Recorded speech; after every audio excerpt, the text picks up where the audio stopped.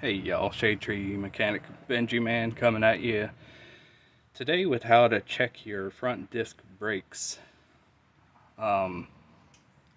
So first thing first is to get the vehicle securely in the air, resting on jack stands.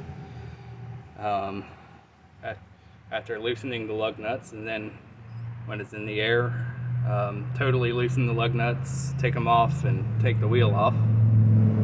Have another video on that I'll link somehow, the way YouTube can do these things. Now, I've heard it said that 8 millimeters is when you should at least start planning, looking around for your brake pads and other replacement parts, such as these backing shims. Had the guy at the dealership tell me that you can usually get at least 2 uses out of them before you need to replace these shims. And probably the same goes for the fitting kit and the wear indicators up there.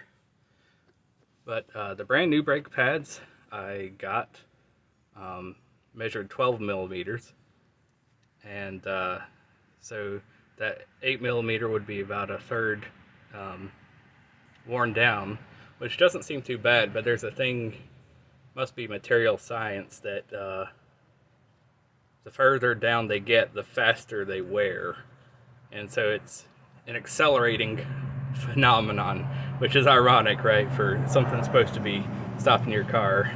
The wear process moves, brake wear process moves faster and faster as time goes on.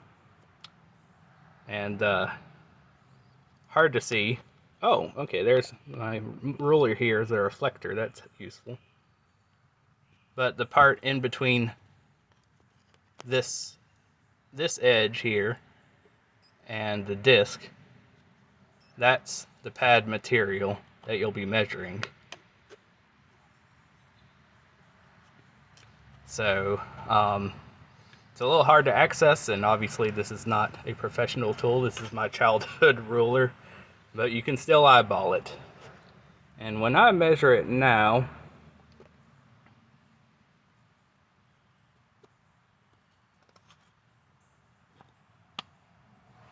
I eyeball it and I see about 4 or 5 millimeters.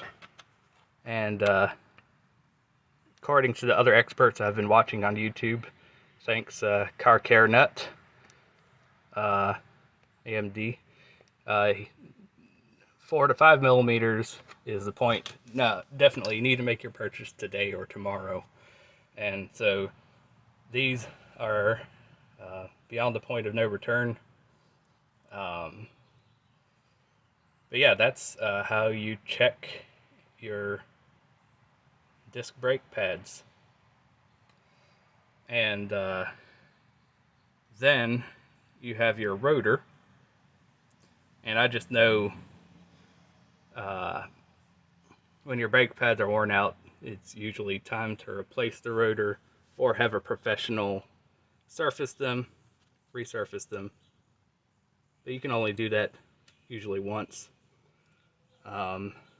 Even if that, these days the rotors are not as robust.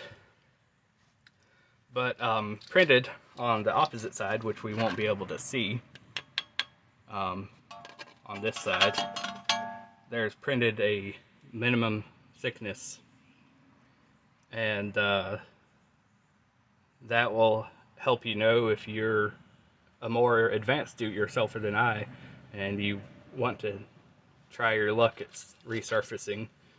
How far can you go before the material just won't, the thickness won't be able to sustain the braking force and the heat and everything involved.